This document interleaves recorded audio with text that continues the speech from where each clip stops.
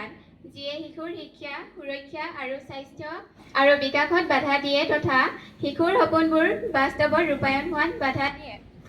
সকলোৱে হাতখন উঠাই দিয়ক।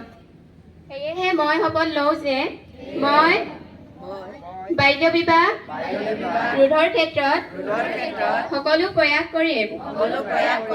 মই সুনিশ্চিত কৰিম যে মোৰ ঘৰৰ লগতে ওচৰ চুবুৰীয়াৰ যাতে কাৰো বাল্য বিবাহ নহয়।